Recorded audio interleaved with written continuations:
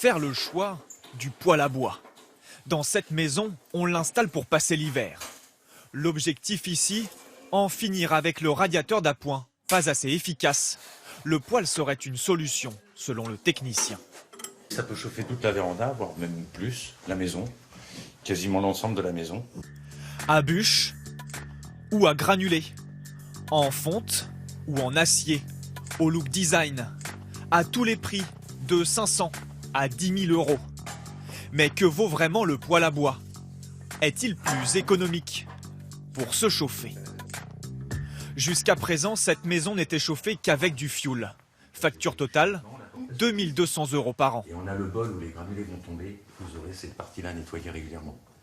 Avec ce poêle, la propriétaire espère faire d'importantes économies. Je pourrais faire une économie de 20 à 30% sur la consommation de fioul. Soit 600 € par an. De quoi amortir l'installation en 7 ans. Le chauffage au bois reste la solution la moins chère du marché. En un an, une maison de 100 mètres carrés consomme 10 000 kWh de chauffage. Et voici ce que cela coûte selon son type d'énergie. Pour des radiateurs tout électriques, 1 500 €.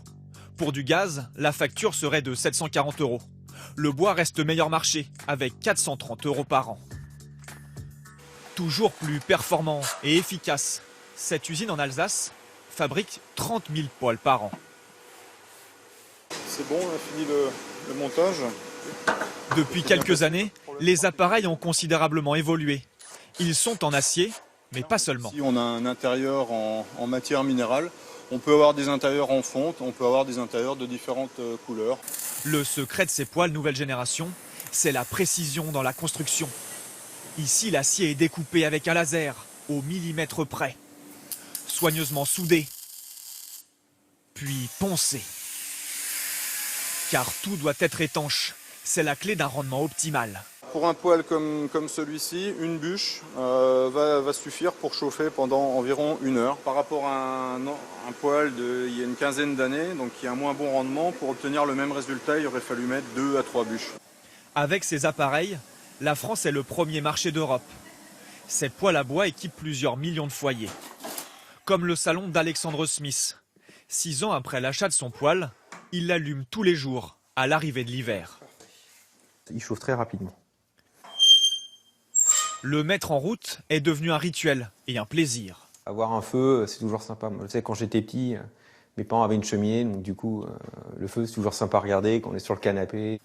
Avec son poêle, Alexandre Smith économise 200 € par an sur sa facture d'énergie. Seul petit inconvénient, la corvée de bûches dans le jardin. Alors la solution est peut-être dans ces granulés, des bâtonnets de bois compressé. Près de Grenoble, une start-up s'est lancée sur le créneau. Voilà. Ici, vous avez un réservoir dans lequel sont stockés le combustible, donc des petits granulés, qui vont alimenter à l'intérieur du brûleur via une vis sans fin avec un moteur. Sur ces appareils, la température se règle au demi-degré près, grâce à une tablette tactile. Selon son constructeur, cette gestion ultra précise permettrait là encore des économies. On divise par 3 et par 4 sa facture. On amortit très vite une installation. Seul inconvénient, les granulés coûtent presque 2 fois plus cher qu'une bûche de bois. Et comme les autres énergies, leur tarif ne cesse d'augmenter.